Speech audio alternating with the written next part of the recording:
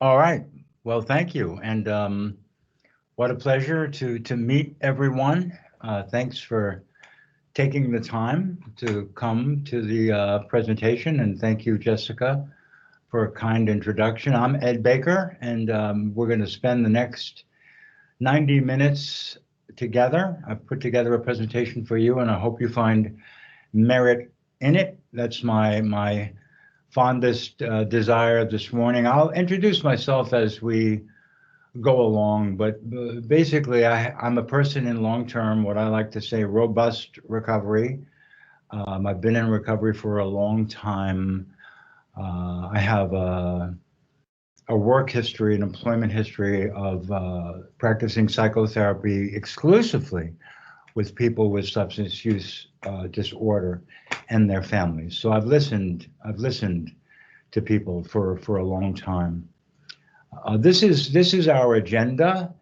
It is we can do it. It may be a little bit hasty at points, but this is our agenda.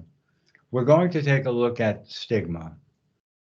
I'll explain it. We'll talk about it. We'll get into some of the ramifications of it, and certainly some of the tragic consequences of it.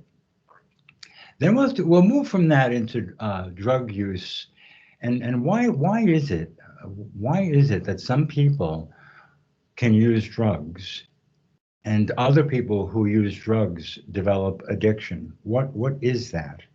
Is that a choice?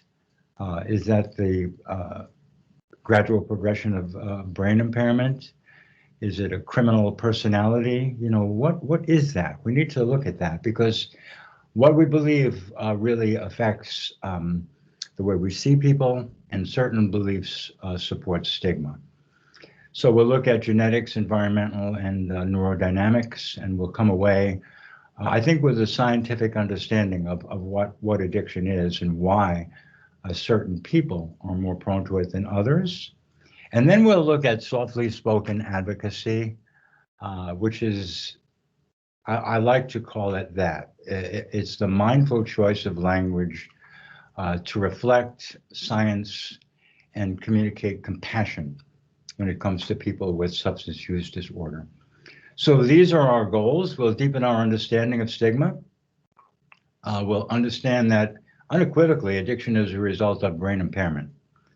We'll become familiar with language choice that supports compassion and eventually contributes to eliminating stigma. And will become, if you're not already one, will become softly spoken advocates for people with substance use disorder. So first we'll look at stigma. And basically what it is it's an incredibly powerful force. The World Health Organization conducted a study of the 18 most stigmatizing conditions, and the results were that addiction ranked number 1 and substance use disorder ranked number 4. So this is on a global level. It's big. It perpetuates our culture, our society, on all levels, micro, meso, and macro, and we'll look at that. It's like an interactional dynamic between implicit bias, stigmatizing attitudes, and then punitive judgments that manifests itself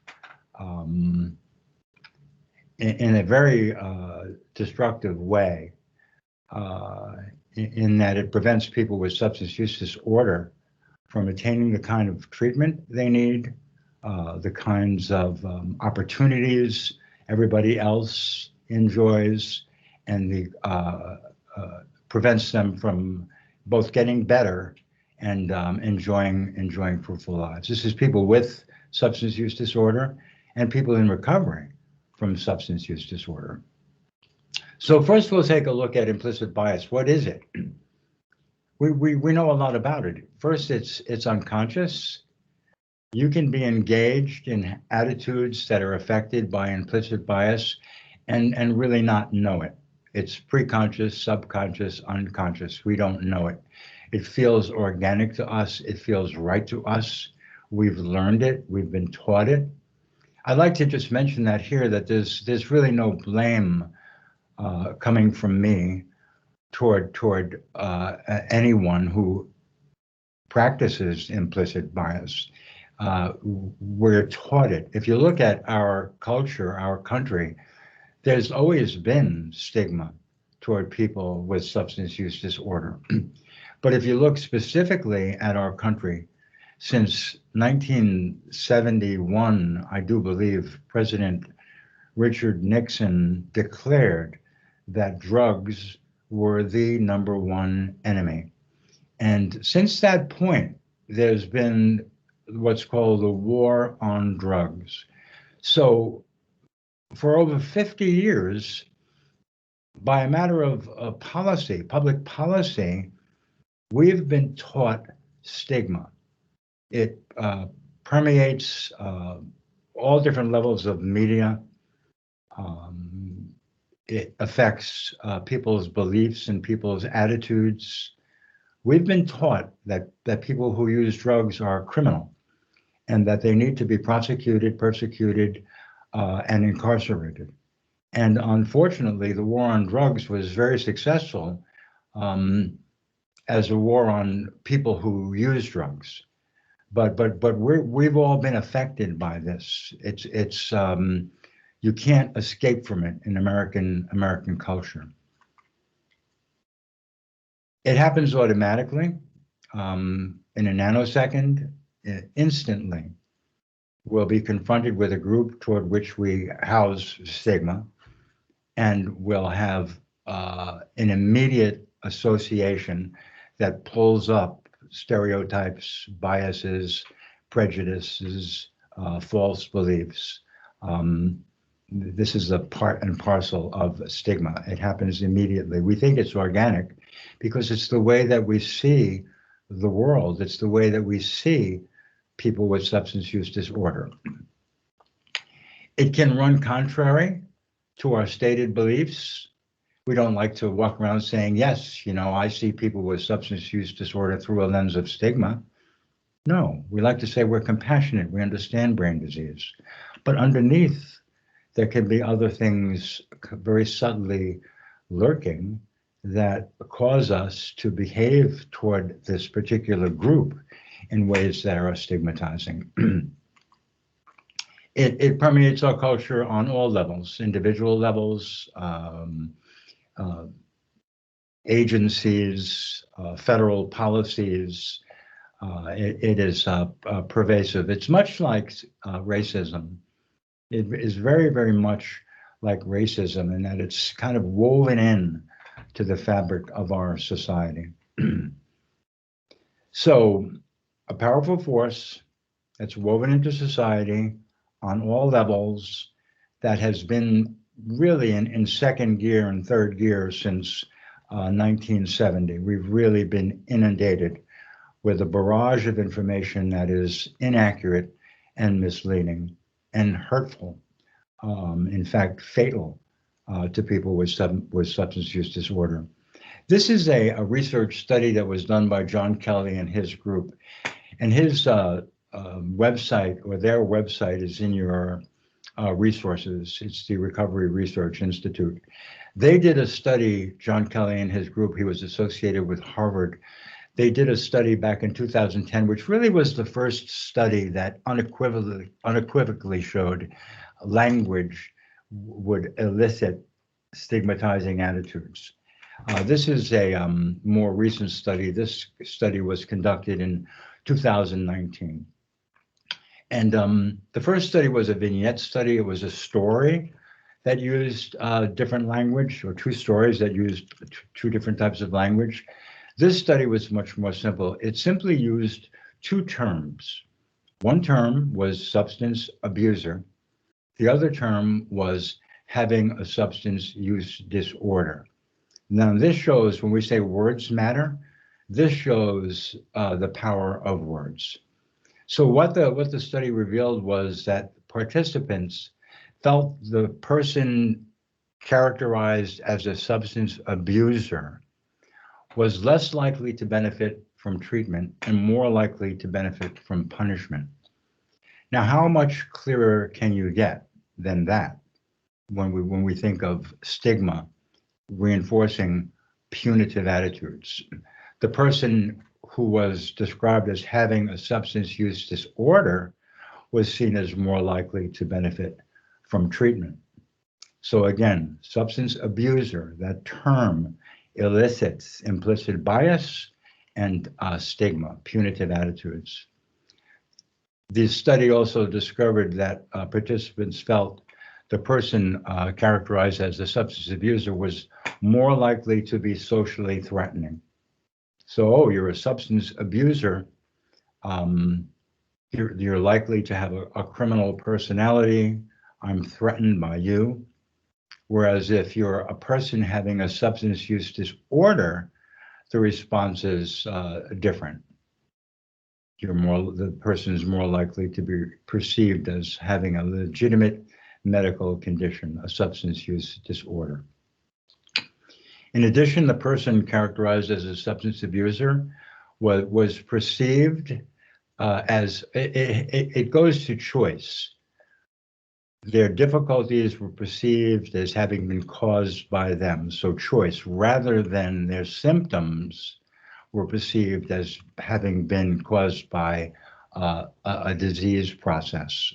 So it goes to choice, and choice is really so important. Choice underlies everything that I'm talking about today. If we see a person choosing to begin addiction and choosing to continue in a life characterized by the symptoms associated with addiction, our response to that person is punitive. These are choices you are making. I will modify your behavior by punishing you. It doesn't work with substance use disorder. It doesn't work with addiction.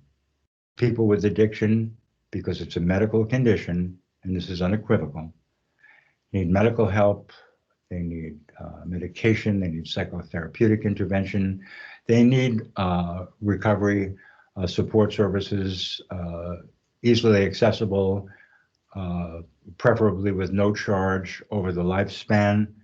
They need employment that's sensitive to the needs of recovering people. This is what people need. This is what compassion creates rather than punishment. And the last bullet goes directly to choice. People perceived, or people, the character labeled a substance abuser, people perceive that character as more able to control their substance use without intervention. So again, it goes to choice. This is the beginning of something new. This was 2013, the Obama administration convened the National Drug Policy Reform Summit. And during that summit, they formally abandoned the war on drugs and shifted over to a broad public health focus on addiction. They finally accepted that this war on drugs, the only thing it was doing was putting people, and many of them were and still are, people of color, into penal institutions, incarcerating them. And in these institutions where people were being sentenced, sometimes very long prison sentences for drug-related crimes, there's no therapy, there's no medical attention, there's no interventions to help them with addiction. So the Obama administration realized the fallacy of this and decided to mount a public education campaign around addiction and its being a brain disease. So a public information campaign based in science. They also noted that stigma was a significant force that kept people from getting better, and that we could affect stigma by helping people to use different language. Stigma was perpetuated by language. In 2016, Vivek Murthy, who was the Surgeon General under Barack Obama's administration came out with this. I think it'll be a landmark report, a landmark Surgeon General's report, Facing Addiction in America. If you haven't read this report, it's in your suggested readings. I've read it. I've read some sections a number of times. I recommend it very, very highly. It's written in language that's fairly easy to understand. You don't have to be a neuroscientist to understand it.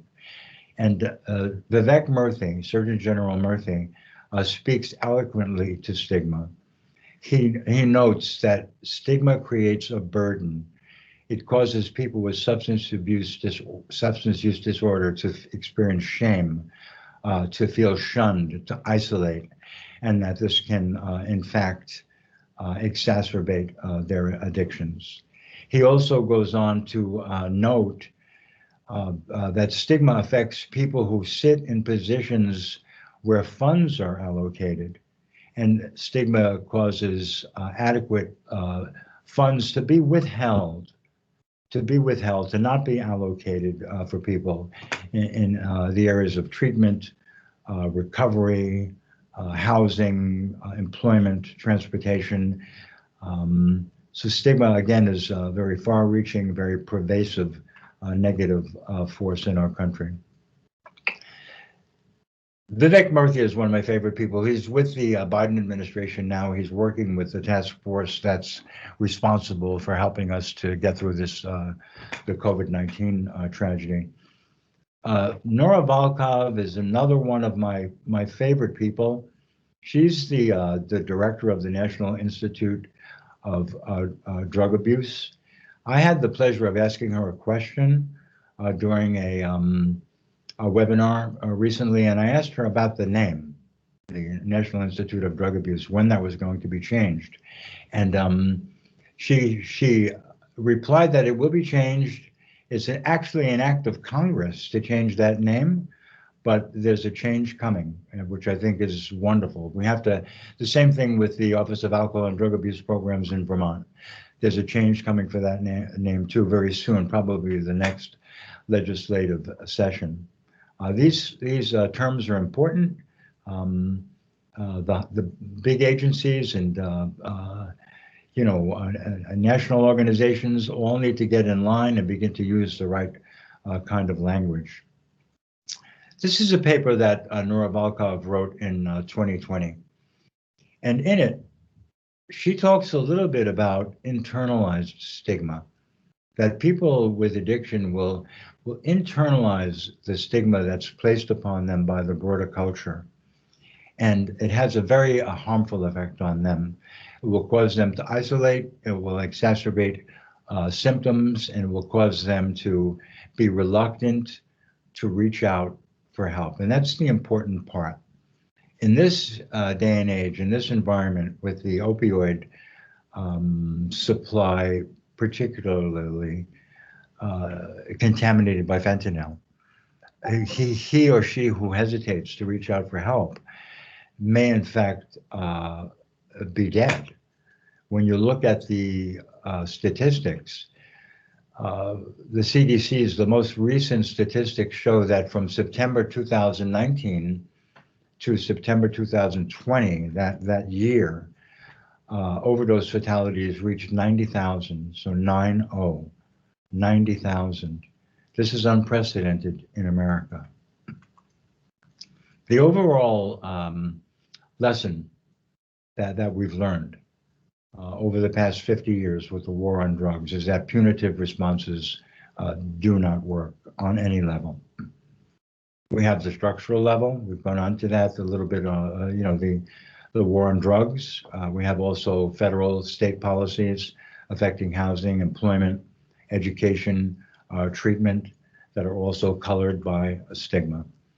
We have individual level stigma. This is you and I, that we've been taught to respond through a certain lens toward people with addiction and the symptoms that their disease manifests. And a lot of times our reactions can be actually like visceral, and it's not pretty. We'll feel contempt, disgust, anger, blame, hate toward people displaying symptoms that are associated with substance use disorder. It's all about compassion, which is what they need. People will engage in discrimination because of stigma at work, in family matters, friendship, in the community. All this instead of feeling compassion. We can talk for a little bit if we have some time about what makes it difficult for us to feel compassion. Is it the pain that we feel when we actually understand the pain of another? What is it that makes it difficult for us? Have we been taught so thoroughly to respond to this population with punitive responses that we forget how to feel compassion? We feel compassion to people with other diseases. If the fire chief or the teacher or the some neighbor down the block has a medical incident, a brain aneurysm or cancer or heart or anything, we want to rush to their aid. We want to make dinners that they can freeze. We want to see if they need their lawn mowed. We want to help them. Why don't we feel compassion toward or equal compassion toward people with substance use disorder? Oh, our neighbor is going into treatment for a month. He'll be in residential treatment or she'll be in residential treatment for 30 days. What can we do to help that family get through that tough time? We shy away from that. We need to learn how to not do that any longer. And I do believe that when we understand that addiction is brain disease and we understand the neurodynamics, when we really take a look at that this unleashes compassion, breaks through stigma. And lastly, for this section, hey, Ed, I'm not sure if you can see there's sort of a little yellow hand function that went up. I don't know if Dr. Hildebrandt was going to sort of comment on something within the. Oh no, I don't see it. Go ahead, doctor. Go ahead. So I just was going to expound on that, and I think it's an important point around some of the challenges specifically in healthcare around people who have substance use disorder. And one of the things that fuels some of this stigma and bias is that when someone has a substance use disorder actively, and because of their brain function not working the way of someone else would, it's really hard to help those individuals. People who have other medical conditions who come to the hospital are often asking for help in different ways. They're appreciative of the input, or they have different types of dialogue. The folks who come into the hospital with substance use disorder, in many ways similar to those who have mental health disorders, their thinking is not the same and can be incredibly hard to help and be some of the most challenging patient interactions in the entire hospital. So, not necessarily, community, different scenario, but in the hospital, it's even harder because folks who have worked in the hospital for a long time have this experience, years of experience, and have the wrong lens, frankly, that they're looking at people who are asking for help. They're in the hospital, but it can be really, really challenging, and I think that makes it even harder, especially on the inpatient medical unit. I agree with you, and we can in a few slides there's a discussion point, so I think let's bring that up again at that point. Okay, doctor, would that be okay? Yes, absolutely. Yep. So this next piece is internalized stigma. This is a person with substance use disorder, and I've seen this so many times during the course of my practice with people. They feel they're not deserving of care. They feel they need to be punished. They need tough love. They will say things like, I'm a junkie, I'm a worthless, I'm total F up. I've heard this so many times, it breaks your heart. I always will be, they think. And they expect or they anticipate stigma and therefore do not reach out for help. And this, Dr. Hildebrandt, is that your last name, Hildebrandt? That's correct. Yeah, I do believe that people in a hospital setting, may be anticipating that they're going to be treated, with stigma or harsh responses, and as a result, become defensive, and then that sets up a dynamic, like an escalating dynamic, that can be really difficult to deal with, especially if you're a hospital employee and you have 100 other things that you're dealing with. So, I mean, what we're discussing is prevalent in the general culture, in the general society, and then it's also present in healthcare settings, and it's exacerbated, I think, by what Dr. Hildebrand is bringing out, that some of the behaviors and some of the symptoms that are manifest as a result of brain impairment, that is a result of addiction, are very, very difficult to manage, which I guess, in my view, calls for, much more extensive training on how to handle this population, much more extensive training on how to de-escalate situations. One of the things that I'm really so encouraged by, and I hope that you have it present in your hospital. We certainly taking. I think all hospitals may have recovery coaches. Do you have recovery coaches in your hospitals now? We newly have a program that has recovery coaches in our emergency department, and certainly if patients admitted to the hospital are interested in recovery coaching, we will connect them as well. Yeah, we're seeing a lot of progress with this, as far as having a recovery coach on call or present at all times in order to engage people with substance use disorder, and having someone who's been there to engage you really cuts down on a lot of that defensive kind of behavior. Yeah, I think Kyle's here. He had his hand raised also. He's one of the recovery coaches who is part of that team. Kyle, go ahead. We have a pretty robust program here in Rutland. We get very frequent calls. One of the first things we do is sort of try to address that stigma by immediately making connection with someone and get to their level, because it does exist institutionally. Although, and not a mark against the folks at the hospital, they're doing the very best job they can. They're open, they're receptive. But it's certainly a work in progress. Yep.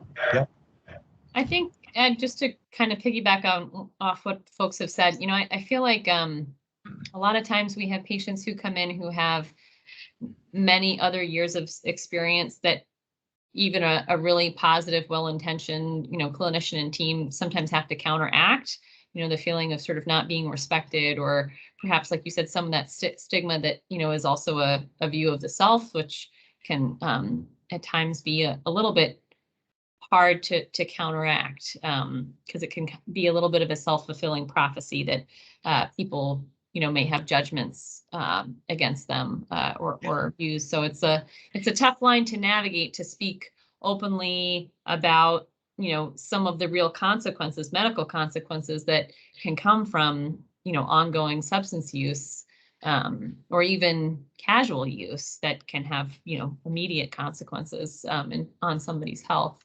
But it's something that we're continuing to try to figure out what the best way to navigate and support somebody towards their goals are. Absolutely. And let me be crystal clear about it. I have nothing but the utmost respect for everybody in this profession. This is very, very difficult work, and working in a hospital setting in the best circumstances is difficult work. It's hard emotionally, and but this is our reality. We're seeing this. We're going to see more than this going forward. We need to really marshal every resource we can. And I know, Dr. Hildebrand, that you and everybody at the hospital is crystal clear about this also. The other thing I want to mention is that people with addiction, in my experience, and we'll go into this a little bit, just briefly, very many of them come into addiction already deeply wounded by being poorly treated as children or adolescents, the different types of trauma. And then on top of that are the ramifications of years of addiction. So, I mean, it's a group, it's a population that is very complex and just, which can translate into difficulty as far as managing them. So I understand that. And I don't think it's all a manifestation of stigma. I think, but I think having compassion and having a general feeling of wanting to help and including this population will take us in the right direction. And I do believe that there are places and there are people where that isn't the prevailing sentiment, and that's what we're trying to get at. We're trying to, reinforce the good work that's being done, and also to kind of push forward a little bit, and maybe help some others to begin to change their attitudes. So this is the ultimate outcome. Is I quoted it earlier. 90,000 people have died from fatal overdoses in that year between October 2019 and October 2020. I ask myself all the time, how many of those people could be like me in recovery from addiction? And I had addiction. I used drugs intravenously for a long time. How many of those people could be like me, could achieve recovery, could go back to school or get some kind of training, become productive, become fulfilled, have families, contribute to society, and live? If the envelope was a little bit different, if the culture was a little bit different, if stigma was a little bit lessened and compassion was a little bit stronger, how many of those lives could we have saved? And that, of course, is the ultimate goal. So I think we've already had the small group discussion for this segment. So I'm just gonna, unless there's other things that people want to say about this, I will just move on to the next section. What do people think?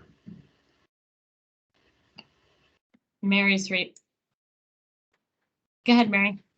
Thank you. I have a question in terms of, thinking about as you talked about, sort of perpetuating stigma and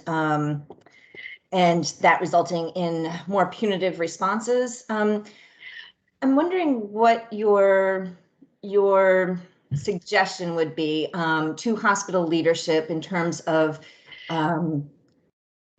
several years ago, our legislature increased the penalties for assault of healthcare workers, serious assaults on healthcare workers.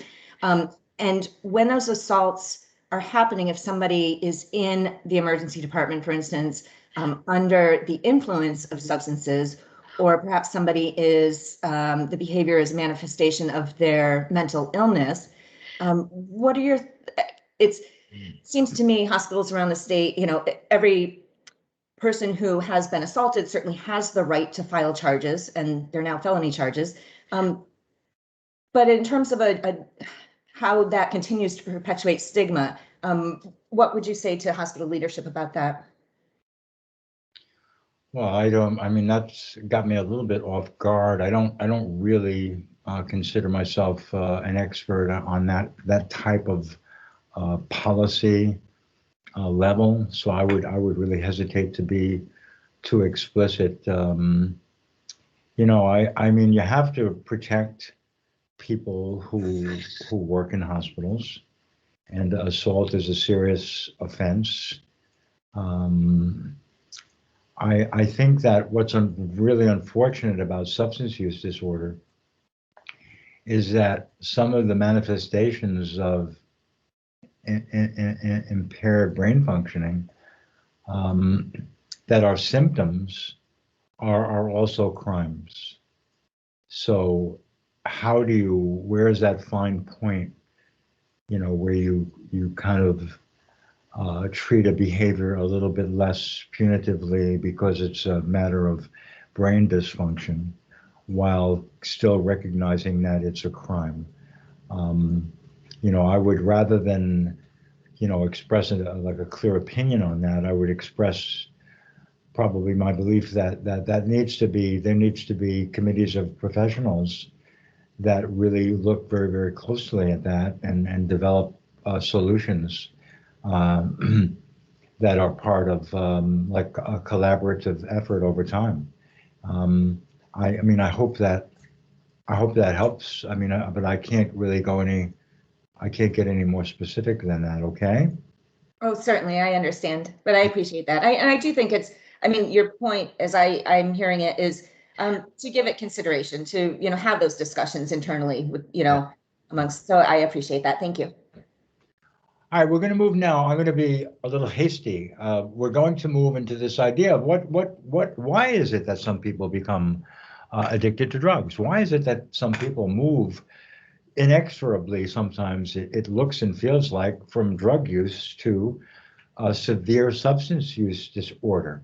If we think that's a choice, we will punish them. If we know that's a brain impairment, we will respond to them more likely with compassion and treatment. So what's the accurate information? We'll take a look at the definition of addiction. This is the 2019 revised. This is really interesting. This is in your reading. I really want to emphasize this. This is the revised ASAM definition, 2019. So they retained some of their 2010 definition, which was primarily focused on brain circuitry. Remember, we were moving away from this idea of a war on drugs toward this idea of addiction being a brain disease. So the American Society of Addiction Medicine in 2010, its definition was all about brain circuitry. 2019, and this is crucial, they've, you know, maintained that focus. Addiction is a treatable chronic, you know, it's not acute, a treatable chronic medical disease involving complex interactions among brain circuits. So brain circuitry is still there. Genetics, there's more of a emphasis on genetics, risk factors. The environment, there's more of an emphasis on the environment, risk factors, and an individual's life experience. This is over the course of the lifespan, that life experiences can make people who are vulnerable to addiction more vulnerable. This is profound. What they said, what they've done, is validate everything everybody in the field has known for decades, but it's finally been validated by science.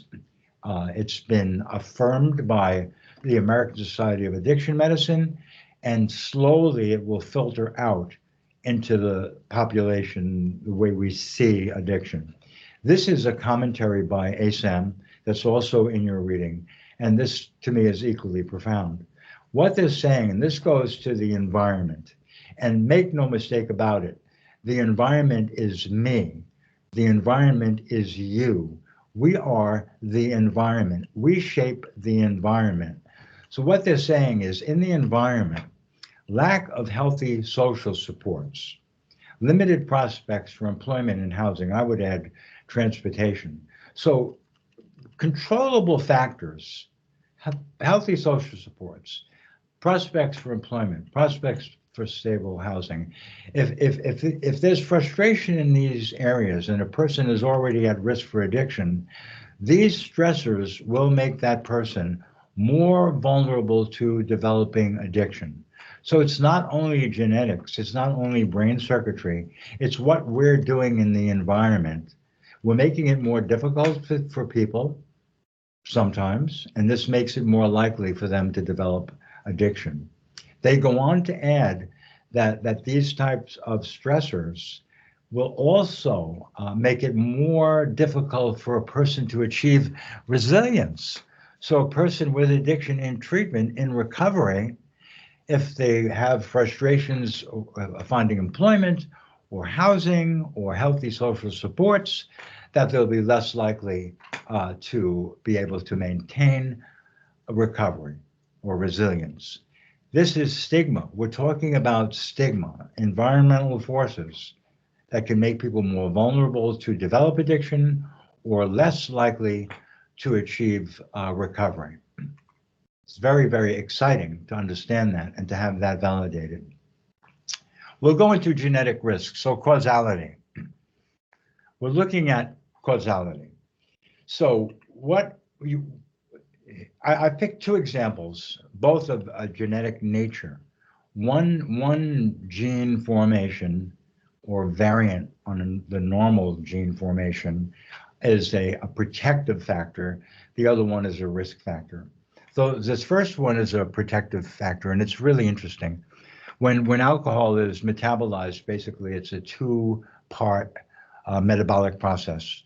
Alcohol becomes something called acetaldehyde, and then acetaldehyde is further metabolized into something called acetate, and then it's eliminated from the system. When a person has this particular gene structure that's showing on your screen now, it's a variant. And what happens with that person is alcohol is metabolized to the first metabolite, acetaldehyde. Acetaldehyde is a toxic substance. When it reaches a certain amount in your system, you experience incredibly uncomfortable symptoms: flushing, blotching, severe nausea, vomiting, headaches. So people with this particular gene anomaly, when they drink alcohol, that's the experience they have. So it's virtually impossible for them to develop alcohol use disorder. Is it a choice? No, it's genetics. This is the other example. This is a risk factor. This is GABA, gamma aminobutyric acid. It's another, it's a brain chemical, a neurochemical, Gaba. It's responsible for regulating neuronal activity, balancing it, inhibiting it, slowing it down. In this particular gene variant, this arrangement, there's an insufficient supply of GABA, and the person's nervous activity is, we would call it hyper excitable. It's characterized by inner pain, anxiety, feelings of displeasure and discomfort. When a person with this particular anomaly, a depletion or insufficiency of GABA, is exposed to the sedative hypnotic effects of alcohol, alcohol is experienced as a relief, or the effects of alcohol are experienced as a relief. The brain remembers that. The person will seek that relief. So the person will be seeking alcohol. This person is much more at risk for the development of alcohol use disorder. So again, is this a choice? This aspect of a cause of substance use disorder, is it a choice? And the answer is no. It's genetics, genetic risk factors. This is environmental risk. And again, we're talking about causality. This is a famous Kaiser Permanente adverse childhood experiences study of the late 90s. Vincent Felitti and his team, most of us are familiar with this. And this slide, most of it is taken directly from that study. And it's not meant to cast a negative light on any situation or any family. Some families with stressors really, deserve nothing but praise, because they become heroes and they transcend whatever the hardship is. But it's clear as day. Children who are exposed to abuse, unspeakable abuse, physical, emotional, sexual abuse, children who are exposed to neglect, children who are in families where there's incredible stress over time due to some type of household dysfunction. Many of these children are overcome with what's called toxic stress. Toxic stress over time, unless there's the intervention of a caring adult over time, toxic stress will actually change the way the child's brain develops.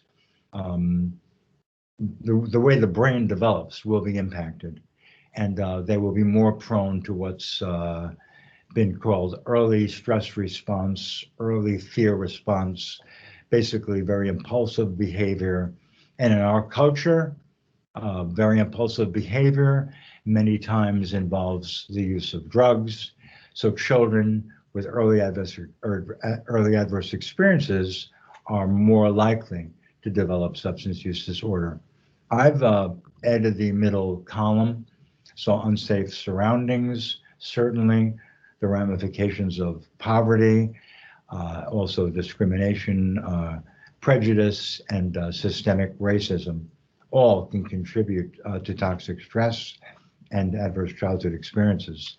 This is Vincent Folletti and his team. This is a study done a few years later where they looked at addiction, or what they call compulsive drug use.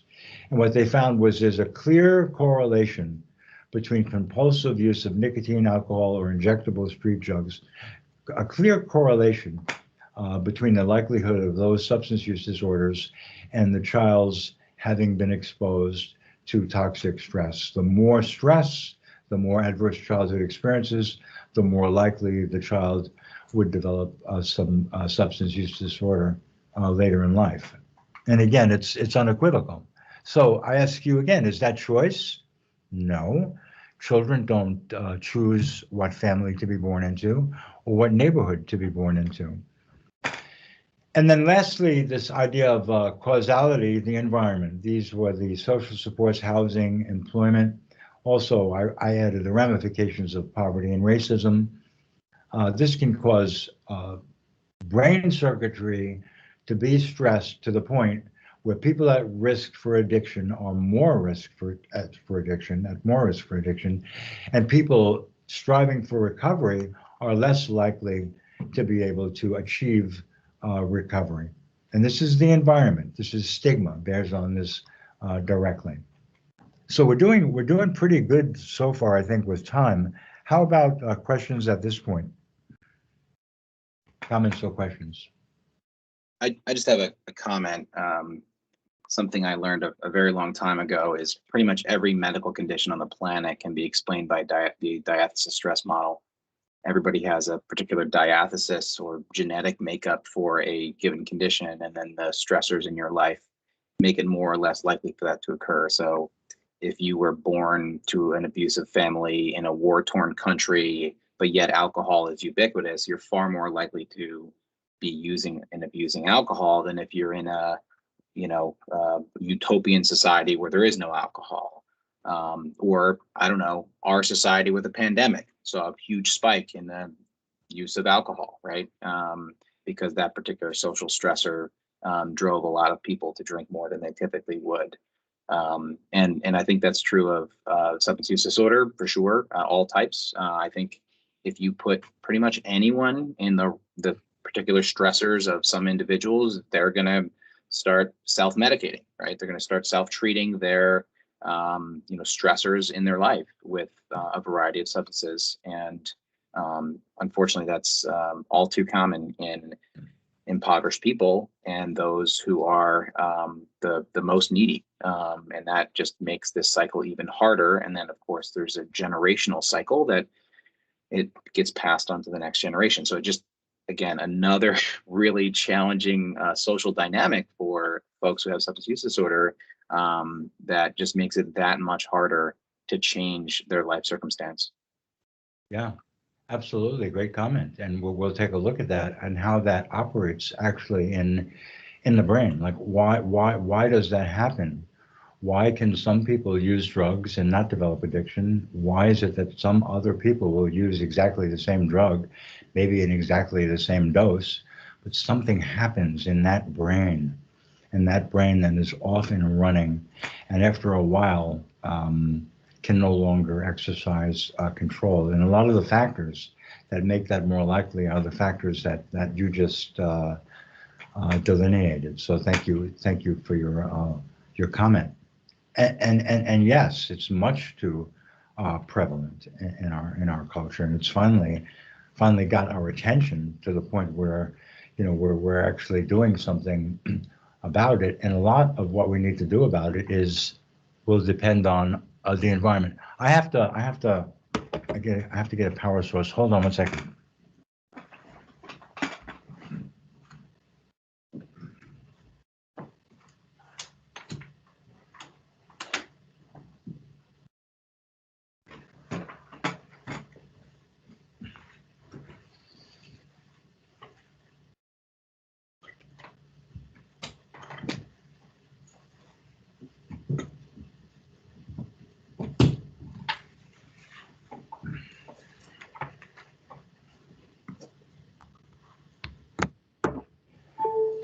Okay, my computer gave me a little warning there. Any other comments about that section?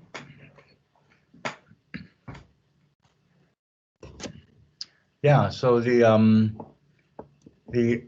Kaiser Permanente study has a summary, and like the doctor had just said, there's very many serious life-threatening medical conditions can be traced to adverse childhood experiences. And the way that the brain, the development of the brain is actually changed and hampered because of stress. So we'll move on now to brain dynamics. So we're moving away from causability or causality to controllability. So the idea is, okay, so someone with addiction, are they in control? Are they choosing to perpetuate this life that's characterized by the symptoms of addiction? Or is it a matter of having an impaired brain, a brain disorder? So I'd like you to keep a couple of things in mind. The incredible vulnerability. I mean, the brain is powerful. It creates, anticipates, I mean, it figures things out, great science, symphonies. I mean, love, everything comes from the brain. It's beautiful, but it's incredibly vulnerable. And really, the vulnerability of the brain to the power of psychoactive drugs is when we really begin to look at it and understand it, it's overwhelming. It's kind of a grand irony how the brain can be as vulnerable as it is to the effects of psychoactive chemicals. I'd like you to keep in mind this idea that addiction, in my view, and I've spoken literally with hundreds and hundreds of people with addiction in the confidence of a therapeutic setting. It's, in my view, it's always gradual, it's always complex, although it may seem sudden, it's gradual.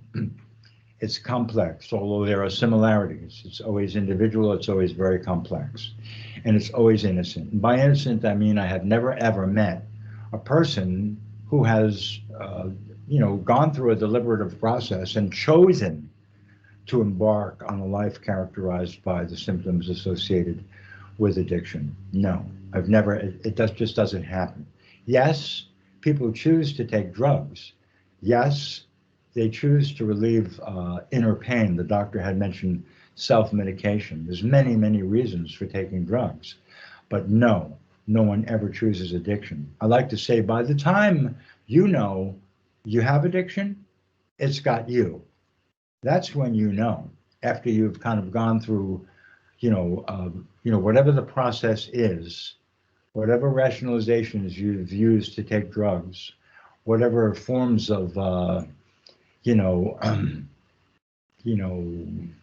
defenses you've used to protect yourself against the painful truth that you're developing addiction, by the time you get to the point where you're faced with the fact that you have addiction, it's got you and you can't do anything about it without intervention, psychotherapeutic, medical, medication, recovery supports, intervention. So we'll go into that now. What happens in the brain? So this is a diagram of the brain, specifically with regard to natural rewards and survival behaviors that are naturally rewarded by the release of brain neurotransmissions and neurochemicals, basically dopamine, glutamate, and opioid peptides, a cascade of brain neurochemicals will cause people to remember everything about behaviors that are essential to survival. This is the result of evolution itself. The species, the preservation of the species depends upon it. Preservation of self depends upon it. So when we talk about preservation of self, we're basically talking about a nurturance, food, hydration, safety, bonding, attachment, Some of them overlap with preservation of the species, but preservation of the species is mainly reproductive behaviors, sexual behaviors, intimacy, bonding, nurturing. There's different types of behaviors that come naturally to us and are very, very highly rewarded. These are behaviors that are naturally more highly rewarded than any other behavior. Because we need them to survive. If we just did these behaviors, if we engaged in these behaviors randomly, we would have been extinct a very long time ago. When we're hungry, we have to know that hunger signifies, the need to eat. We have to remember what to eat, what not to eat, how to prepare it, when to eat. If we only ate randomly, we would perish. So the idea is that these functions of the brain are actually absolutely essential. What develops is what's called incentive salience. So these behaviors become more highly prioritized than any other behavior because our survival depends on it.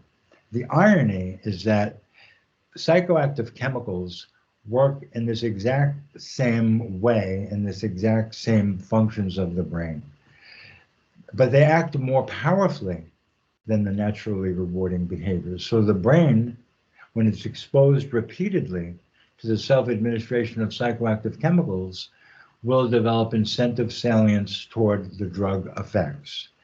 And this incentive salience, when it comes to addiction, will be stronger than all other motivation. So this explains, a lot of the inexplicable behavior that we see people with addiction engaging in. Nothing else is important. They seem to be just dedicated to a life that is centered around the acquisition and self-administration of drugs, and many times to the destruction of everything else that we value. This is the tragedy of addiction, and we've all seen this with severe addiction. This is another piece that I think is really interesting, and all this is in your suggested readings. This is the difference between liking and wanting. Mostly we think that liking and wanting are identical. I like this, I want this. It's kind of the same ball of wax. In the brain, it's two separate processes. The wanting process is the dominant process.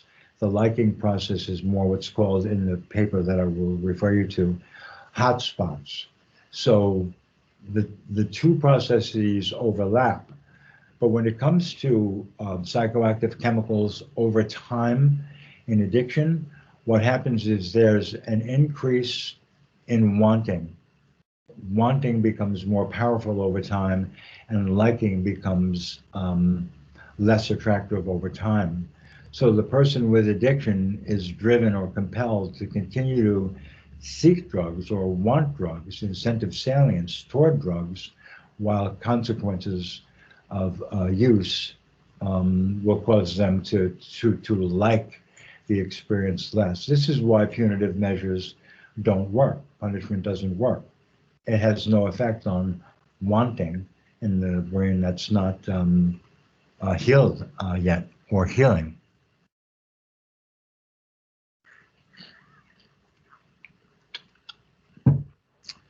This is the last piece in this section, and I think this is the most important piece when you really try to understand people with addiction.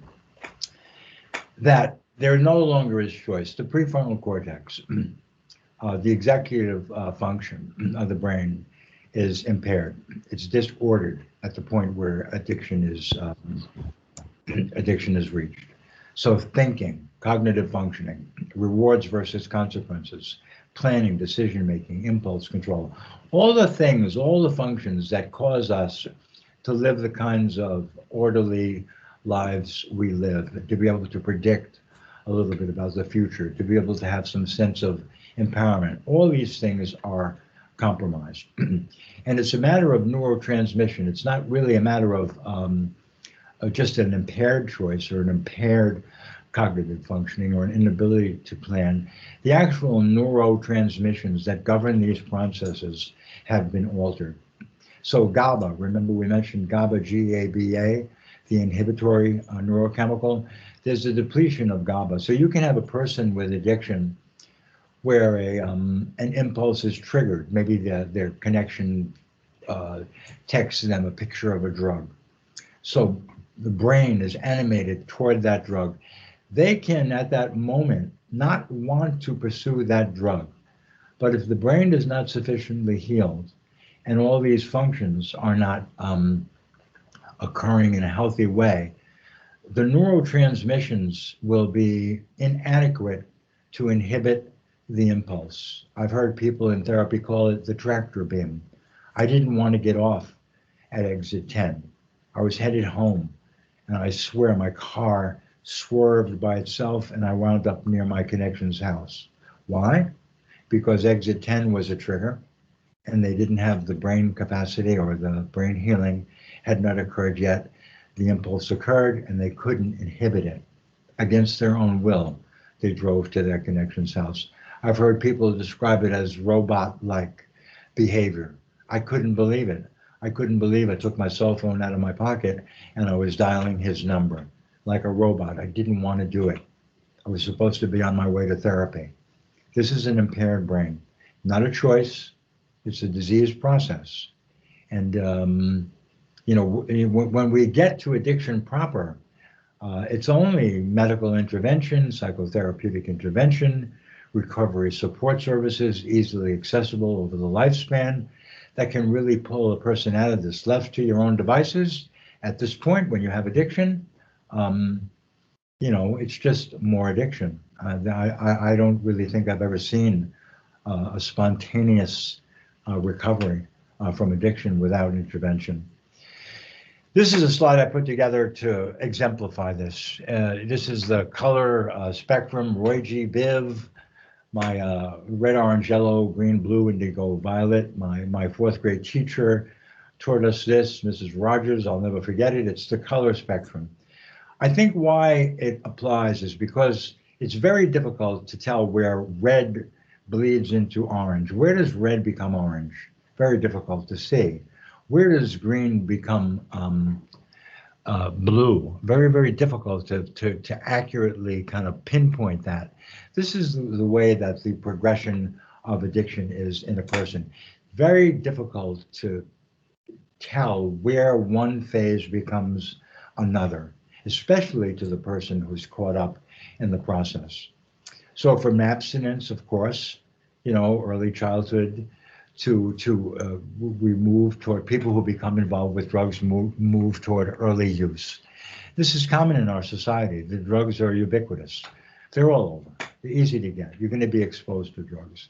So someone will experiment with a drug. If there's something about that drug effect that's appealing, they will move into intentional use. Most people will hover around intentional and patterned use.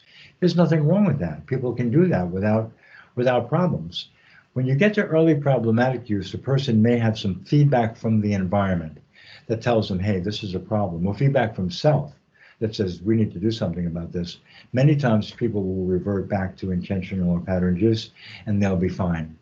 This is not addiction. People with addiction, despite consequences, will move into more severe problems.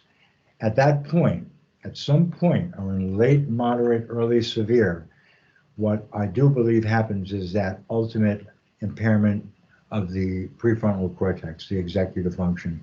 That's where loss of control occurs.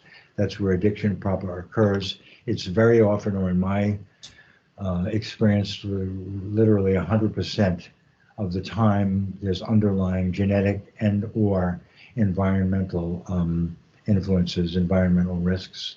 People without intervention at this stage, sometimes very, formidable, repeated intervention, people will move forward into severe addiction, which ultimately very frequently results in serious medical, legal, financial consequences, sometimes death. So we can We're doing okay with time. We have a little time left. What about that? What about that part on brain dynamics? Comments or questions, please.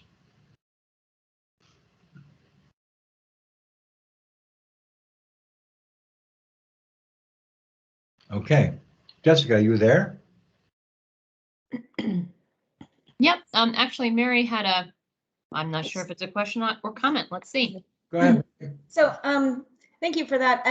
And maybe we're moving into this next, but in terms of when you're talking about the intervention and, the medical issues requiring treatment, intervention and treatment, is there the opportunity, will the brain with that treatment and intervention, will the brain and the damage to the prefrontal cortex and such, can that be repaired over time? Absolutely. Will it repair itself? Okay. Unequivocally. Absolutely. Some of it is time. Some of it is compassion. Some of it is, having people around that model appropriate behaviors. Some of it is nutrition. Some of it is motivation. But I tell you, I'm in recovery for 36 years. I'm surrounded by people in recovery. One of these things where you hear once an addict, always an addict, once an alcoholic, always an addict, alcoholic. You're always going to have to struggle with these impulses for the rest of your life. It's not true. It's not true. When you enter into a strong, robust change in your lifestyle, you get better. You don't get better in the sense that, oh, yeah, now I can have a beer or now I can snort some cocaine. That's not better. If you have addiction, if you've passed by that point and you have a life that was characterized by addiction, your only bet, in my view, is to abstain from psychoactive chemicals. But as far as struggling with craving or struggling with impulses to use drugs, I've known hundreds of people who never struggle. They have completely beautiful, fruitful, wonderful, full, productive lives. They help other people. There are so many of us. If you look to Faces and Voices of Recovery, there are movements where people are finally coming out of the shadows and saying, you know what, I'm in recovery from substance use disorder, and I'm a mayor. I'm in recovery from substance use disorder, and I'm a really good car mechanic. I'm in recovery and I have a family. I'm in recovery. I love my kids. I'm in recovery. I'm enjoying myself. Yes, unequivocally. We heal. It takes time. In Alcoholics Anonymous, they say, go to 90 meetings in 90 days. There's wisdom to that. Those first 90 days, you will need a tremendous amount of support. All the research in the world shows you that people with increased lengths of stay in treatment are the ones who fare better over time because they're protected, they're supported while the brain is healing, while incentive salience is being refocused back on naturally rewarding behaviors and other behaviors. Okay, it's not just reproduction and food. It can be hobbies, it can be exercise, it can be creative endeavors, it can be professional commitment, it can be spiritual,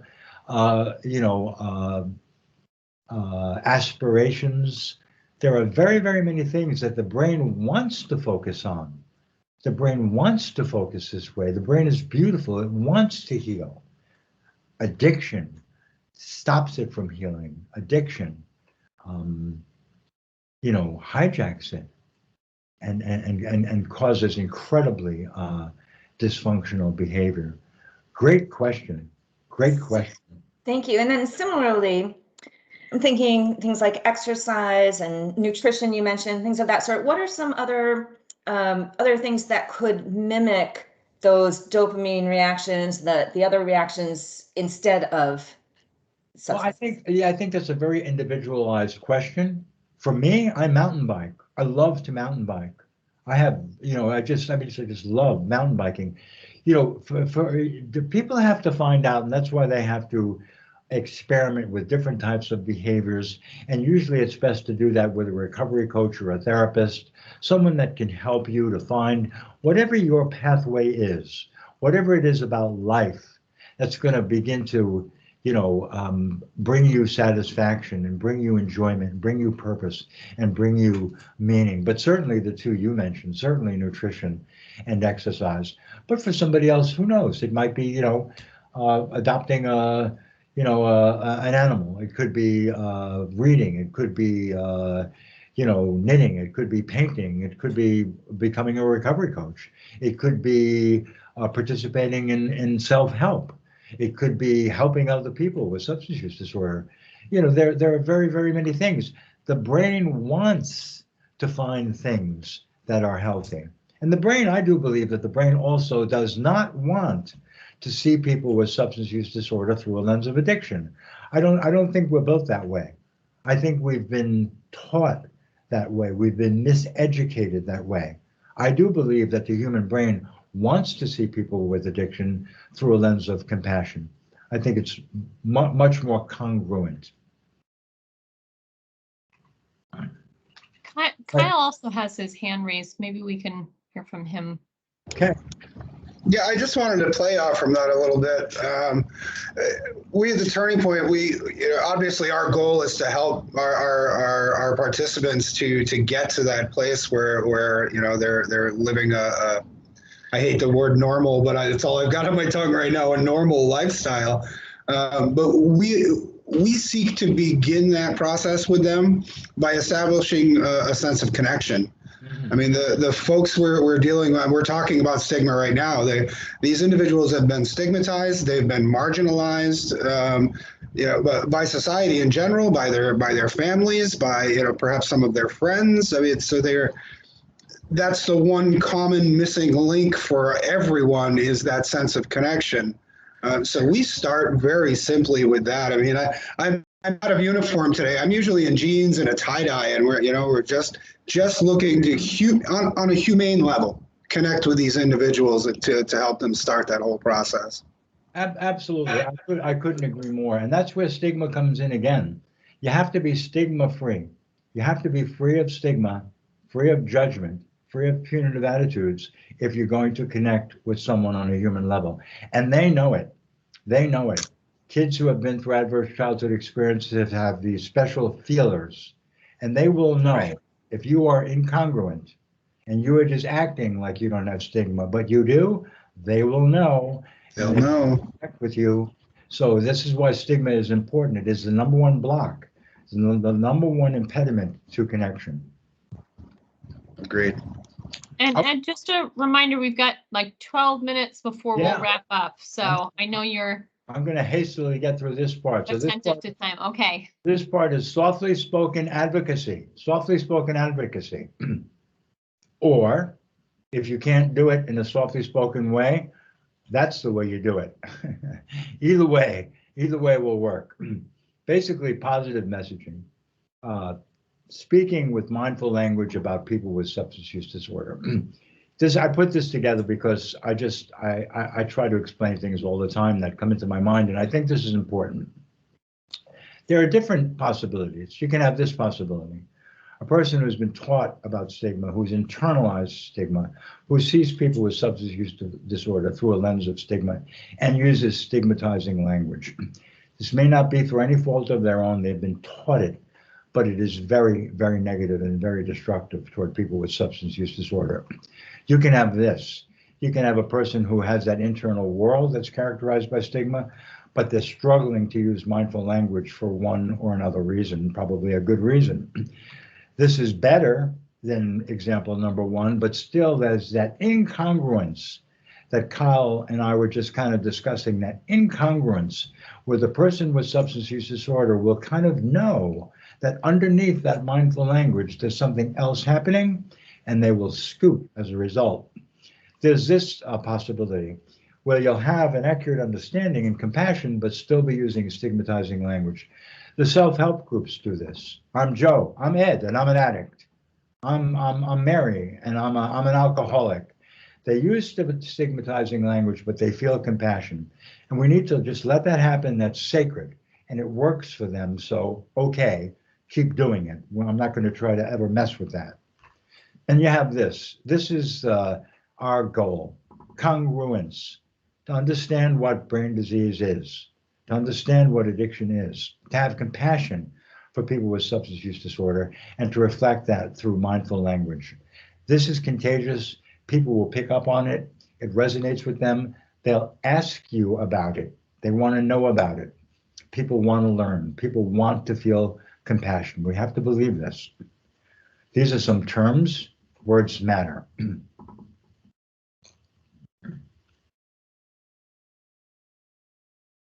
So these terms are obviously hostile in nature, hurtful in nature. There's no two ways about it. Hopefully, I mean, no one in our profession really is using these terms, but certainly people in the general population are still using these terms, and they are, again, hostile. They're aggressive in nature. But how about this? Look at these. These are words that are used in our profession. Drug abuse, drug abuser, dirty drug test, addict, recreational use, doctor shopping, user. These words are still used. This is the second tier of a language that we need to abolish. We need to just give up this language and find language that's more appropriate, more sensitive, and more indicative of science and compassion. Words have power. You're a drug abuser. You've chosen this life and you choose to keep abusing drugs. You've made your bed, sleep in it. Words like this are used, and attitudes like this are certainly prevalent. Words have power. They can affirm, they can empower, they can motivate. You have a substance use disorder. This is a medical condition. It's very likely to respond to the right kind of treatment. We have the right kind of treatment here. I am going to stick with you. My team is going to stick with you through this. We're going to give you everything we can to help you. It's going to require effort on your part. Don't make any mistakes about that. And it might not be a perfect line. It may be a little bit up. There may be ups and downs. We expect you to continue, and we will not abandon you. We'll be here for you. We can do this. We'll support you in this. Words have power. And what's coming from under the words have power too. Now, this is, I'm not going to go too far into this. This is an example of words to use and words to avoid. It's in your resources. All of the websites that I've included in your resources have sections on language and what language to use. Compassionate language. I guess I'll go over the most important one, I think, is person-first language. We don't want to use words like addict. We don't want to use words like alcoholic, drug abuser. We want to use person-first language. The same, I think Dr. Hildebrand had referred to mental health. There are similarities. We want to use person-first language the same way as mental health is using person-first language. So person with substance use disorder, person with addiction, a whole person, a slice, a profoundly important slice is a substance use disorder, but it's compassionate and it has reference to like a disease process or a medical process. Certainly, dirty and clean, these kinds of words are very, very commonly used, and we need to abandon them. Dirty is bad, clean is good. It invites judgment, and when judgment is invited, punitive responses are invited. We want to use scientific terms, medical terms. This is a substance use test. This is a substance use monitoring test. Yes, it's positive for cocaine. What do we need to do about the person's treatment plan? Not it's a dirty pee test or a dirty urine test. This is it's disrespectful, I think, in my view, to use language like that. The last one was methadone maintenance or opioid replacement. We want to stay away from terms like that because it signifies like a lateral move from illicit use of opioids to illicit use of opioids. And medication is much more than that. Medication has, as we all know, the goal at the mu receptor of like being low enough to prevent intoxication and high enough to prevent withdrawal. So medication can in fact stabilize a patient and they can return to relatively normal living, and if they choose, additional types of therapy. The other thing, so the terms we want to use are these terms: medication for addiction treatment, which a lot of people like because it's still MAT, medication for addiction treatment, or MOUD, medication for opioid use disorder. The other thing about this particular group is they suffer from what I call the double stigma, which is unacceptable. You know, first level of stigma is, and excuse my language, but the first level is you're a junkie. You know, you use heroin because you want to. You're a junkie. Incredibly difficult level of stigma to get by. It hurts. The second level of stigma is, oh, so you're not using anymore, but yeah, you are still using. You know why? Because your medication is opioid based, methadone and buprenorphine. We have the most vulnerable group, practically one of the most vulnerable groups in America, having to face a double stigma coming at them from our culture, and it's unacceptable. Recreational use is my pet peeve. You won't find any literature on it or research on it. Ed believes that there's no such thing as recreational use. It's a misleading term. It implies that taking drugs of one type or another is somehow harmless or worse, even fun. It's the worst possible message for an adolescent, recreational use. I never use the term. I'll use these terms: non-medical use, extra-medical use, or just use. And that if I want to elaborate on the consequences, I will. This is recreation. You know, we need to keep recreation, defined for what it is. Now, I want to get to a couple of other things here. I'll just like 3 minutes, Ed. I'm sorry to keep you so on time, but I'm trying to be. I'll just read this, and then I'll talk about it for 1 second. Just read that.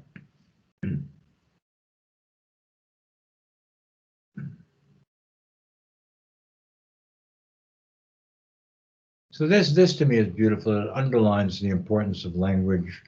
I would add to it eye contact, body language, setting, the time to really pay attention to someone. Like Kyle was saying, you know, to really connect with another human being around, you know, their life, around their lived experience. And if it's including substance use disorder, around their substance use disorder, and be there for them, greet them where they are, and figure out how you can be of assistance to them. If there's any stigma in the room, it will be felt.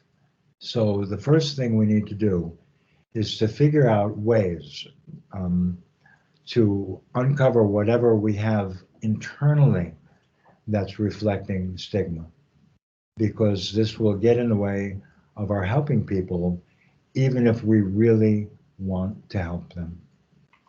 And lastly, these are just some ideas. Ask honest, introspective questions of yourself and others.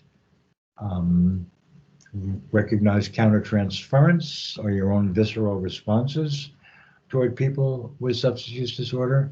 Be a part of a team that's humble enough to really admit that, yeah, we have some stigma, and yeah, let's talk about it. You know, and through these kinds of measures, we can all make progress. This is the ultimate goal. It's a different world. People understand what substance use disorder is. Our language is based on science. It reflects compassion.